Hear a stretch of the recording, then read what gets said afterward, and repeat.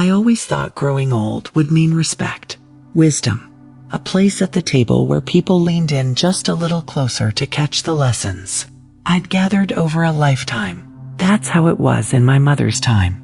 Age meant authority. But somewhere along the way, the world changed. Now, it seems like once your hair turns silver, people treat you like wallpaper, something they barely notice unless it's in the way. That was the lesson I learned the hard way the day my own daughter, Emily, looked me dead in the eyes and said, "You're too old to matter anymore." Her words didn't just sting, they cracked something inside me. I had raised that girl, sacrificed my own dreams, worked double shifts to make sure she had ballet lessons, a good education, and opportunities I could only dream of.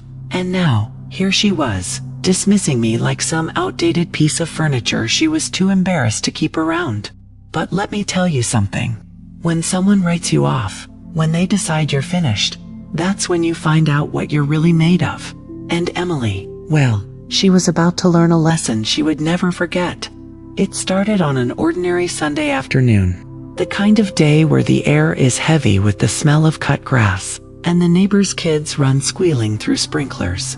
Emily had invited me over for lunch, something that, these days, felt more like an obligation than a warm family gesture. I could always tell. She'd sigh when she set down a plate in front of me, her eyes darting to the clock as though every minute she spent in my company was one she'd never get back. That day, I had barely sat down before she started in on me. "Mom, you can't keep living in that old house by yourself," she said, folding her manicured hands like she was making some formal announcement. "It's not safe. You forget things. You're not young anymore." There it was, the polite prelude to what she really wanted, to move me out, box me up, and tuck me away where I wouldn't be a burden. I tried to laugh it off. "Emily, I've been living in that house for 40 years. I raised you in that house. I think I can manage just fine." But she pressed on. "It's not just about you. It's about me too. Do you know how stressful it is, worrying about you all the time? What if you fall? What if you forget to lock the door?" I opened my mouth to respond, but that's when she dropped the line that sliced right through me. "You're too old to matter anymore, Mom. It's time you let me make the decisions." The room went quiet. I swear I could hear the ticking of the clock on the wall. My fork froze halfway to my mouth. Too old to matter. After everything I'd given her, after every sleepless night, every sacrifice, every prayer whispered into the dark for her happiness, I no longer mattered. I wanted to cry. I wanted to scream. But instead, I just set my fork down and looked at her. "Is that really how you see me?" I asked. Emily didn't flinch. She just shrugged, as though it were the most obvious truth in the world. That was the moment I decided. If she thought I was too old to matter, then I was going to show her just how much I still did. You see, people forget that age doesn't erase ability. It doesn't erase determination. It doesn't erase fire. I had built a life from nothing. I'd survived the kind of hardships that would have flattened Emily in an instant. And I still had more strength in me than she realized. So, I began to plan. Quietly, carefully. The first thing I did was take a long, honest look at myself. I wasn't going to let her words break me, but I also wasn't going to pretend I was invincible. My knees ached in the mornings. My memory wasn't as sharp as it used to be, but those things didn't define me. What defined me was what I chose to do next. I started walking every morning. Just a mile at first, around the block. The neighbors would wave, surprised to see me out so early, but I just smiled and kept moving. Day after day, I pushed a little further. By the end of the month, I was walking 5 miles before breakfast. I dusted off old cookbooks, started cooking healthier meals instead of grabbing whatever was easy. Fresh vegetables, lean meats, homemade bread. My body began to respond. I felt stronger, sharper, and while I worked on myself physically, I also worked on something else, something Emily never saw coming. My house. The one she wanted to pack me out of. I decided it was time to breathe new life into it. I cleared out the clutter, repainted the walls, repaired the porch railing that had been wobbling for years. With every nail I hammered, with every brushstroke, I felt a sense of control returning to me. This was my space, my history, and I wasn't about to surrender it. But I didn't stop there. I also started writing. Journals full of stories, memories, lessons, things I wanted my grandchildren, maybe even Emily too, know someday. It became my quiet rebellion. While she thought I was fading, I was actually building. Building strength, building a legacy, building a version of myself that no one could ignore. The real test came 2 months later, when Emily showed up unannounced. She walked in expecting to see the frail, forgetful mother she had painted me as. Instead, she found me coming in from the garden, dirt under my fingernails, sweat on my brow, and a basket full of fresh vegetables in my arms. "Mom," she blinked, startled. What have you been doing?" "Living," I said simply, brushing past her. She followed me into the kitchen, her eyes scanning the freshly painted walls, the tidy shelves, the new curtains I had sewn myself. She looked like she'd stepped into someone else's house. Did you hire someone?" she asked. I shook my head. "Nope, just me. Too old to matter. Remember?" Her face flushed. She didn't know what to say. And that was just the beginning. Emily stayed frozen in the doorway of my kitchen, her mouth slightly open as though she was trying to reconcile the image she had carried of me with the one standing before her now. You look different," she finally said. I chuckled as I rinsed dirt from the carrots in the sink. Stronger, happier, alive. She crossed her arms, a habit she picked up in her teenage years whenever she felt cornered. I didn't expect this." Of course she hadn't. She'd built up a story in her head where I was helpless, fragile, someone who needed to be taken care of or pushed aside. And now, standing in my kitchen, she was being forced to face the truth. I wasn't done yet. I set the basket of vegetables on the counter and turned to her. "Emily, I may not move as fast as I used to. I may forget where I left my glasses sometimes. But don't you dare mistake that for being useless. I matter. I always will. And I won't let anyone, not even my own daughter, tell me otherwise." Her cheeks flushed again, and for the first time in years, she didn't have a quick comeback. She just lowered her eyes, muttered something about needing to pick up the kids, and left. I thought maybe that would be the end of it, that my quiet stand would be enough. But life has a funny way of testing whether your convictions are real or just words. A few weeks later, Emily called. "Mom," she began, her voice clipped, "we're having a dinner party next Saturday. I think it would be best if you sat this one out." "Sat it out?" I asked. "Why?" She hesitated. "It's just, you know how you can be sometimes. You talk about old stories, and people don't always relate. I don't want you to feel out of place." There it was again. Another attempt to shove me into the shadows. But instead of getting angry, I took a deep breath and said, "I'll be there, Emily. Don't worry about me fitting in. I know how to carry myself."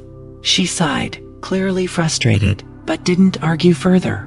The night of the dinner party, I arrived early. Emily's house was all polished hardwood and sparkling countertops, the kind of place where appearances mattered more than comfort. Guests began to arrive, her colleagues from work, her husband's business partners, polished people with polite smiles. Emily fluttered around them like a hostess in a glossy magazine, offering drinks and making small talk. I sat quietly in the corner at first, sipping water, watching. I could feel the way some of them glanced at me, the obligatory nod, the faintly patronizing smile, reserved for the old mother. I could have stayed invisible. That's what they expected. But I had no intention of being invisible anymore. So, when one of the guests, a younger man with expensive shoes and too much cologne, started boasting about his new business venture, I leaned forward. "That's interesting," I said. "But have you thought about the risks of scaling too quickly without securing steady cash flow?" He blinked at me. "Oh, what?" "I ran into the same issue back in the 80s, I explained. "Different industry, of course, but the principle's the same. Growth is exciting, but it can sink you if you don't plan for the lean years." The room went quiet. People were listening. The man stammered, You ran a business." I smiled. 2, actually. Both successful enough to put Emily through school and keep a roof over our heads. So yes, I know a little something about cash flow. A murmur rippled through the room. Suddenly, I wasn't invisible anymore. By the end of the evening, I had spoken with half the guests, sharing stories, advice, even laughter. People leaned in when I talked, asked questions, nodded thoughtfully. Emily. She stood off to the side, watching, her smile a little too tight. When the last guest had left, she turned to me. You didn't have to. Didn't have to what? I cut in gently. Didn't have to remind people that I exist, that I still matter. Her eyes narrowed, but she said nothing. That night was a turning point. Emily could no longer deny that I wasn't just some fragile old woman. But instead of embracing it, she seemed threatened. And so, the little slights continued. The dismissive comments, the subtle attempts to edge me out of family gatherings. I realized then that proving myself once wasn't enough. I needed to show her and maybe myself that age was not a weakness, but a strength. So I doubled down. I signed up for a community college course in creative writing. The classroom was filled with students young enough to be my grandchildren, their laptops glowing as they typed notes at lightning speed. At first, I felt out of place. My hands shook as I opened my notebook. But then, the professor asked us to write a short essay about a life experience that had shaped us.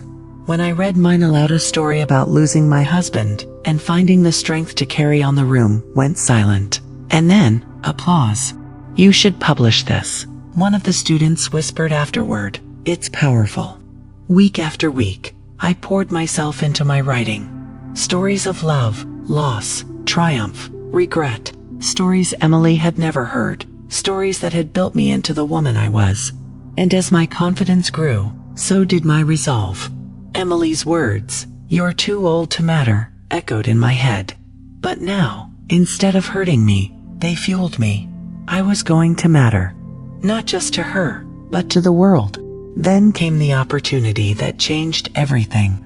One of my classmates mentioned a local storytelling event, an open mic night, where people from the community shared personal tales. Come on, she urged me. You have to do it. Your stories deserve to be heard. The idea terrified me. Standing in front of strangers, bearing my soul, at my age. But fear, I realized, was just another way of shrinking. And I was done shrinking. So, I signed up. The night of the event, I stood backstage clutching my note cards, my knees trembling. The audience was packed, young people, old people, families. When they called my name, I walked out, my heart hammering, and then, I began. I told them about growing up poor but proud, about working 3 jobs to make ends meet, about the heartbreak of losing my husband too soon and the strength I discovered in raising Emily alone. I told them about the moment she told me I was too old to matter, and how that one sentence had lit a fire in me. By the time I finished, the room was silent, and then applause. Loud, standing applause. I felt tears welling up. For the first time in years, I wasn't invisible. I was seen, I was heard, and I mattered. The days after that storytelling night felt different, lighter somehow. It wasn't just that people had clapped. It was the way they had looked at me, eyes bright, leaning forward, hungry for more. For once, I wasn't just somebody's mother or an old woman. I was me. And word traveled fast in our little town. Within a week, I got a call from a local librarian named Sarah. Mrs. Thompson, she said cheerfully, we're hosting a series called Voices of the Community. I heard about your story, and I was wondering if you'd like to come and share with us. I almost laughed. Me, at a library event. But then I remembered Emily's words, sharp as glass. You're too old to matter. Yes, I said firmly. I'd be honored. The night of the library event, I wore my best blue dress, the one my late husband always loved, and pinned on a small silver brooch he'd given me for our 20th anniversary. My hands shook, but my voice didn't. I told them new stories. About the time I almost lost the house after my husband's passing, and how I clawed my way back by taking in sewing jobs late into the night. About the summer Emily was 10, when I scraped together enough to take her to the beach, and we built sandcastles until the tide swallowed them whole. When I looked out at the crowd, I saw people smiling, nodding, even crying. Afterward, a young mother came up to me, her baby balanced on her hip. "Thank you," she whispered. "I've been feeling like I'm drowning, like nobody sees what I do. But hearing you, it gave me hope." That was the moment I realized my life wasn't just something to survive. It was something to share. But Emily didn't see it that way. When I told her about the event, her lips thinned. "Mom, I just don't get it. Why put yourself out there like that? You're retired. Why not just relax and enjoy the quiet?" "Because quiet isn't the same as living," I replied. "And I still have things to say." She rolled her eyes, the way she had as a teenager. "You're chasing attention. It's embarrassing.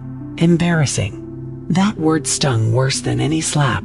"Emily," I said slowly, "what's truly embarrassing is pretending that age makes someone invisible. If that's the world you want to live in, I feel sorry for you." She stormed out without another word. Weeks passed, and invitations began to pile up. A church group wanted me to speak at their luncheon. A community center asked me to lead a writing workshop for seniors. Each yes I gave felt like a small rebellion against Emily's dismissals. But the real test came when I was invited to speak at a regional storytelling festival 2 towns over. Hundreds of people would be there. It was bigger than anything I'd done so far. "Are you sure?" my friend Margaret asked when I told her. "That's a big stage." "I'm sure," I said, even though my stomach fluttered like a bird in a cage. The festival was held in an old theater, its velvet curtains heavy with history. As I stood backstage, listening to the murmur of the crowd, doubt crept in. What if I stumbled? What if I forgot my words? What if they looked at me the way Emily did, like I was a relic? Then I remembered the young mother at the library, tears in her eyes as she thanked me for giving her hope. This wasn't about me. This was about the people who needed to hear that their lives had weight, that their stories mattered. So when my name was called, I stepped out into the spotlight.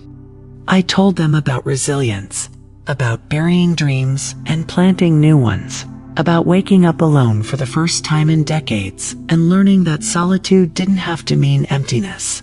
I spoke of Emily Tennant by name, but as a loved one who believed my time had passed. I explained how those words nearly broke me, but instead became fuel for the fire I hadn't realized still burned inside me.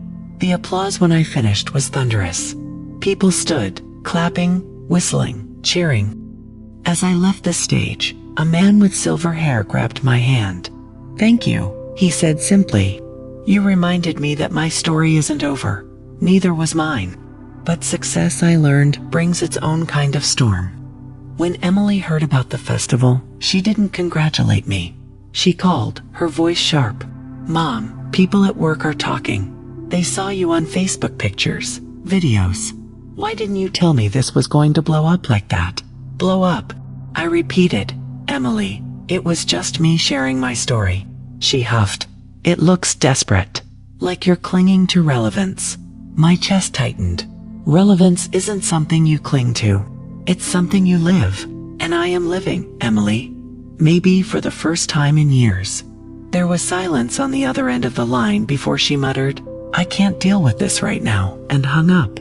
I sat there for a long time, the phone still in my hand. Part of me ached for her approval, but a larger part knew I couldn't wait for validation that might never come. Then came the invitation that would change everything. The local college, yes, the same one where I'd taken that writing class, was hosting a symposium on intergenerational voices. They wanted me as a keynote speaker. Me, a 72-year-old widow who once believed her life was small. When I told Margaret, she squealed like a schoolgirl. "You have to say yes," and I did. The auditorium was packed with students, professors, and townsfolk. As I walked to the podium, my heart raced, but it wasn't fear this time. It was excitement. I began with a question. How many of you have ever been told you don't matter?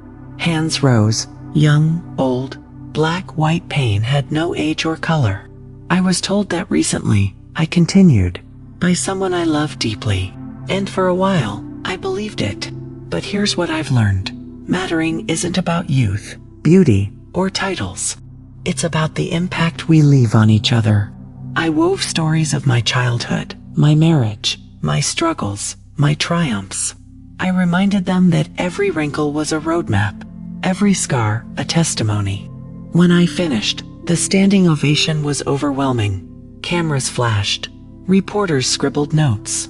Later that night, an article appeared online. Local grandmother inspires hundreds with message, "You still matter."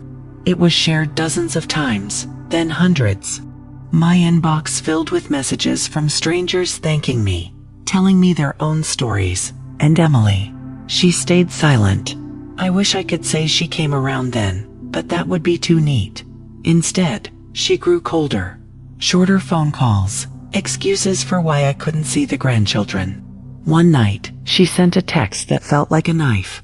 "Mom, you're embarrassing the family. Please stop putting yourself out there." I stared at the words, my throat tight. Then, slowly, I typed back, "I'm not embarrassing the family, Emily. I'm reminding them where they come from." Her reply never came, but life had more in store for me. A publishing house reached out. Yes, a real one. They'd seen a recording of my symposium speech and wanted me to write a memoir. At first I laughed. Me, a published author. But the editor on the phone said, "Your voice is authentic. People need to hear it." And I realized, maybe she was right. So I began to write. Every morning, I sat at my kitchen table with a cup of tea and poured my soul onto the page. The laughter, the heartbreak, the nights of hunger, the mornings of hope. It was exhausting. It was healing. It was necessary. Months later, when the manuscript was finished, I mailed it off with trembling hands. And when the acceptance letter came, I pressed it to my chest and whispered, "I still matter." The book was published in the fall. Small press, modest print, run, but to me, it was monumental. I held the first copy in my hands, the cover shining under the light, my name printed in bold letters. And for the first time, I didn't care whether Emily approved or not, because I knew this was my legacy. The following weeks after my confrontation with my son and the turmoil of feeling discarded were some of the hardest I have ever lived. Days stretched like shadows in the afternoon, sun-long, heavy, and sometimes unbearable. Yet, as much as I wanted to curl into myself, hide, and vanish, something inside me refused. It was the stubborn ember of dignity I had left, the whisper of a voice saying, "You are not done yet." I began to rebuild, though it was not in grand gestures at first. It was in tiny, stubborn acts. I started waking up earlier, opening the curtains wide to let the sunlight in. I made myself a proper breakfast, instead of just tea and toast. I even ventured out into the garden, pulling weeds that had taken over like greedy intruders. With each root I tore from the soil, I imagined pulling away bitterness from my heart. It surprised me how healing it was to get my hands dirty, to feel the earth crumble between my fingers. I realized I had been living indoors too long, keeping myself away from life, as though waiting for permission to participate. But the truth was, life doesn't wait. It keeps moving, with or without you. That thought haunted me at night. I would lie in bed staring at the ceiling, thinking of how many years had slipped by. How many birthdays I had let pass with quiet resignation. How many family dinners I had sat through like an invisible guest. I wondered whether I had wasted my life in sacrifice, or whether sacrifice was its own form of quiet courage. The memories came, uninvited, in waves. I remembered the nights when my husband and I were still together, struggling but hopeful, scraping pennies to buy shoes for our children. I remembered the exhaustion in my bones, but also the pride of seeing them fed, clothed, and schooled. I remembered staying awake with them through fevers, cheering at their little victories in school plays, and holding their hands when they were afraid of thunderstorms. And then I remembered how, slowly, that closeness turned into distance. How adulthood built walls between us. How choices, pride, and new lives shifted them further away. There were nights I wept for the mother I used to be and for the family we once were. Yet, Each morning, I woke up with the faintest spark of determination. If they see me as a burden, then I will learn to carry myself. So I began pushing myself to go beyond my comfort zone. I started walking in the mornings around the neighborhood. At first, it was awkward. I felt exposed, as though everyone could see the loneliness clinging to me like an extra layer of clothing. But slowly, I began to notice things. The way dew clung to grass, the chatter of sparrows hopping along the hedges, the scent of jasmine carried in the cool breeze. I nodded politely to neighbors I barely knew. Some nodded back. A few even stopped to say hello. For the first time in a long time, I felt like a person again, not just someone's discarded mother. It was on one of those walks that I stumbled across the community center. A small, modest building tucked between a library and a cafe, with a handwritten sign that read, "Activities for all ages, come join us." I lingered outside the door, uncertain. My instinct was to turn away. After all, what would I do there? Who would want me? But that stubborn ember inside me pushed me through the door. What I found was a room filled with laughter, chatter, and the warmth of human presence. A knitting circle occupied one corner, a group of retirees played cards at another, and a notice board overflowed with flyers for classes: painting, yoga, storytelling nights, even dance. A volunteer greeted me with a smile so genuine that I nearly cried on the spot. "First time here?" she asked. I nodded, fumbling with my words. I just saw the sign." "Well, you've come to the right place," she said. "Everyone is welcome here." It was such a simple phrase, yet it felt like a lifeline. Everyone is welcome here. For someone who had been made to feel unwelcome in her own family, those words were balm to my aching heart. I started small, joining a book club that met every Thursday afternoon. The first time I attended, I was nervous, hands trembling as I held the book we were supposed to discuss. But as the group spoke, I found myself leaning in, listening, and eventually, contributing. My opinions mattered. My thoughts were heard. I wasn't invisible. From there, it grew. I tried painting, though my hands weren't as steady as they once were. I joined a storytelling evening, where I nervously shared a childhood memory. The applause I received made my chest swell with a kind of pride I hadn't felt in years. Little by little, I was piecing myself back together. But as I rebuilt, I couldn't ignore the ache that remained, the wound of my son's betrayal, the dismissal of my worth. It wasn't something that vanished simply because I found new activities. It lived with me, like a scar that throbbed when the weather changed. One evening, after returning home from the community center, I found myself sitting alone in the living room, staring at an old photo album. Pages filled with smiling faces, family trips, birthdays, holidays, memories captured in glossy paper that told a story far happier than the one I was living. I ran my fingers over a photo of my son as a child, his gap-toothed grin, his arms slung around my shoulders. He used to look at me with love so pure it could melt stone. When had that look turned into disdain? When had my presence become a weight he wanted to shed? Tears blurred my vision, but I refused to close the album. I needed to face the truth that love, as strong as it may be, doesn't always guarantee loyalty. Sometimes, the very ones you sacrifice everything for can still walk away. That night, I made a promise to myself. If my son had chosen to see me as a burden, I would become something else entirely. I would reclaim my life, not just survive it. I would thrive in ways that might even surprise me. It was the beginning of a new chapter, one where I wasn't defined by rejection, but by resilience. And deep down, I knew this was not the end of my story with my son. Life has a way of circling back, of forcing us to confront the wounds we thought we had buried. But when that day came, I vowed I would face it standing tall, not broken. The weeks that followed were some of the buzziest and most fulfilling of my life. You might think a woman my age would be slowing down, settling quietly into a routine of tea, knitting, and maybe a little television. But instead, I found myself moving faster, thinking sharper, and living more fully than I had in years. Why? Because the fire had been lit inside me. Lisa's words, "You're too old to matter," echoed in my ears still, but now they no longer stung the same way. They had become my challenge, my call to action. Every time I replayed them, I didn't hear cruelty anymore. I heard opportunity. I thought, if she really believes that, then I'm going to prove her wrong so completely that she'll never forget what I did. And so, I pushed forward. At the community center, our storytelling gatherings grew larger every week. What started as a handful of curious faces had expanded into crowded rooms, people standing along the back wall because every seat was filled. Word had spread. The old woman with the warm voice and sharper memory than anyone expected was telling stories that made people laugh, cry, and rethink their own lives. One young man approached me afterward with tears in his eyes. He said, "My grandmother passed away before I ever really got to know her. Hearing you talk tonight felt like hearing her again. Thank you."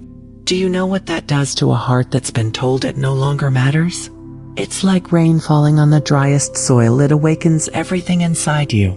Still, I wasn't satisfied. No, a voice inside whispered that this wasn't just about inspiring strangers. This was about Lisa, my daughter. She had to see me differently. So, I started documenting everything. I bought myself a thick notebook hardcover, with golden-edged pages that reminded me of the kind of diaries girls kept in movies. I filled it with memories, lessons, and reflections. Childhood moments, recipes, bits of wisdom my own mother had passed down. Even mistakes I had made that taught me hard lessons. Some nights, I wrote until my hand cramped. I thought, if Lisa won't listen to me in person, then maybe one day she read these words and realized how wrong she was. But I wasn't just writing for her. I was writing for me. And for every woman who had ever been told she was past her prime. Every man who had been dismissed because he'd turned gray. Every elder whose voice had been drowned out in a world obsessed with youth. It became a mission. To capture proof that age is not irrelevance, it's richness. One Sunday, after our usual gathering, a local journalist showed up at the center. She had heard about our little group and wanted to do a feature for the town paper. At first, I laughed and told her, "Oh dear, I'm hardly newsworthy." But she insisted, and the next week there it was, in black and white, on the front page of the lifestyle section. Grandmother's stories revive lost connections in the community. I nearly dropped my tea when I saw it. Lisa didn't call. Not then. Not the next day either. But I knew she had seen it. Small towns don't keep secrets, and news travels faster than you'd think. Part of me wanted her to pick up the phone immediately, apologize, beg me to come over. But that wasn't how it happened. Instead, 2 weeks later, I received a short message on my phone. Just 4 words. I saw the article. That was it. Nothing more. I stared at that text for so long my tea went cold. My heart twisted. Was it pride, anger, embarrassment? I couldn't tell. But I wrote back, simply, "I'm glad. Take care." I didn't beg for approval. I didn't demand an apology. I was learning something important. Her recognition wasn't the prize. My worth wasn't hanging on her words anymore. And yet, deep down, I knew this was only the beginning of our reckoning. Around this time, the center's director asked me to consider hosting a larger Eventan evening gathering, open to the entire town, with music, food, and storytelling. I hesitated. The thought of speaking to a hall packed with people was intimidating. But then I remembered Lisa's smirk, that dismissive shrug, and I felt a surge of boldness. "Yes," I said, "let's do it." The weeks of preparation felt like a blur. Neighbors offered to cook, the high school students volunteered to help set up chairs, and the local paper promised to cover it. I prepared a handful of my best stories, the ones that balanced humor with heartache, triumph with humility.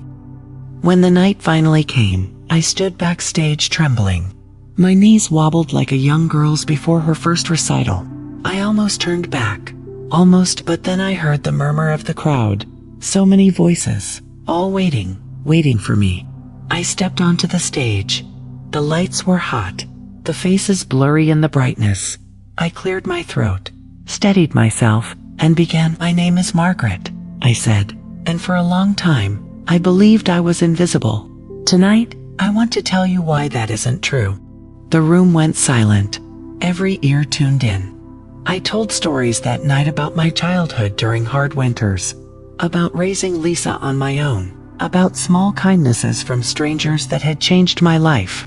I wove humor into sorrow, painted pictures with words, made them laugh until their shoulders shook and cry until tissues rustled across the rows. When I finished, the hall erupted in applause. People rose to their feet. Some whistled, others shouted bravo. My heart nearly burst from my chest. But the real shock came after, when I stepped down from the stage. Because standing near the back of the hall was Lisa. She hadn't told me she would come. She hadn't greeted me when she arrived. She had simply slipped into the crowd, quietly listening. And now, as people swarmed me with hugs and congratulations, I saw her eyes, wide, shiny, silent. For a long moment, we just looked at each other across the room, mother and daughter, two stubborn hearts with years of distance between them. But that look said more than words ever could. That night, I went home, not just proud, but changed. Lisa hadn't spoken to me yet, but she had seen me, really seen me. Not as too old, not as irrelevant, but as a woman with a voice, a story, a presence that demanded recognition. And for the first time in a long time, I believed no. I knew that what I was doing mattered. Still, the story wasn't finished. Lisa's silence still hung between us. And I was determined she would never forget what I did next. The morning after that town hall event, I woke with a buzzing in my chest that no amount of tea could calm. It wasn't nerves exactly. It was anticipation. Something had shifted. I could feel it in the way the air seemed lighter, in the way neighbors smiled at me on my morning walk. I wasn't just Margaret, the quiet old woman anymore. I was Margaret, the storyteller, the woman who had filled a hall with laughter and tears. But even with all that joy swelling inside me, my heart still turned toward Lisa. I thought of her standing in the back of that hall, her eyes shining but her lips sealed. She had seen me. That was undeniable. But she hadn't spoken. Not a word. I told myself, don't push her. Let her come in her own time. Yet the ache inside whispered differently. Still, I carried on. The weeks rolled forward, and the community event became the talk of the town. People stopped me in the grocery store to share how my words reminded them of their parents or grandparents. Strangers waved to me as if I'd been part of their lives for years. The center received requests for more events, even a workshop series. And unbelievably, a local podcast invited me to record an episode. I laughed when the young host said, "You've got the kind of voice people could listen to forever." At my age, imagine that. But in quiet moments, the pride dimmed because Lisa's silence lingered. One Friday afternoon, as I tended my garden, I heard footsteps behind me. I turned, expecting a neighbor, but it wasn't. It was Lisa. She stood awkwardly by the gate, arms crossed, face half hidden behind her hair. For a moment, neither of us moved. Then she said, softly, "Can I come in?" My hands trembled on the gardening shears, but I set them down and nodded. She walked toward me, slower than I'd ever seen her, as if every step weighed something heavy. Finally, she stopped a few feet away. I didn't know how to say anything that night," she whispered. I didn't speak. I let her continue. I sat there in the back, listening, and the whole time, I kept thinking, that's not the mother I've been seeing these past few years. That's someone bigger, brighter, and I realized I've been wrong. I've been so wrong. My throat closed. Tears burned at the corners of my eyes, but I refused to break the silence first. Lisa's voice cracked. "I said you were too old to matter. And I see now that you matter more than I've let myself admit. You matter to this whole town. And you matter to me. I didn't know how to say it until now." For a long moment, the only sound was the rustle of wind in the trees. Then, slowly, I opened my arms. Lisa stepped into them like a child again. Her shoulders shook as she clung to me, and I felt decades of tension loosened between us. It wasn't a perfect fix. Words once spoken can't be erased. But forgiveness has a way of mending even the deepest cracks when hearts are willing. From that day forward, things began to change. Lisa visited more often, not out of obligation, but out of genuine care. Sometimes she brought her children, and I'd sit with them on the porch, telling stories while they listened wide-eyed. "Grandma, tell us the one about the snowstorm again." They'd beg, and I'd laugh, realizing that I wasn't just reclaiming my bond with Lisa, I was building one with her children too. The future I had thought was slipping away was, in fact, just beginning. The community projects grew. My little storytelling notebook filled, and then another one, until I had stacks of pages brimming with memories and lessons. Friends urged me to publish them, and though I laughed at first, I began to wonder why not. After all, Lisa's cruel words had sparked this fire. And now, maybe my words could spark something in others far beyond our small town. I began shaping the notebooks into a manuscript, carefully choosing the stories that spoke not just of my life, but of universal truths: resilience, kindness, forgiveness, the courage to matter no matter your age. It was painstaking work, but it filled me with a purpose I hadn't felt in decades. Months later, Lisa sat beside me at another community event, her hand wrapped around mine. When I rose to speak, she squeezed my palm and whispered, "I'm proud of you, Mom." And those 4 words undid the sting of the 4 she'd once thrown at me. Too old to matter. Looking back now, I see the journey for what it was. Not just a fight for my dignity, but a lesson for me, for Lisa, and maybe even for anyone who hears this story. We live in a world that idolizes youth, that treats age as something to hide or fear.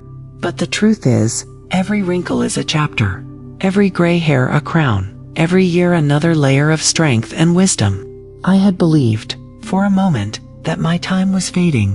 But what I learned, what I proved is that as long as you have a voice, a heart, and a will to share them, you are never too old to matter. So when Lisa said those cruel words, I thought she had written the ending of my story. But instead, she handed me the pen, and I wrote a new ending, one filled with love, community, and the undeniable truth that she will never, ever forget what I did. Because I showed her, I showed the world, and most importantly, I showed myself. I am not too old to matter. I never was. And neither are you.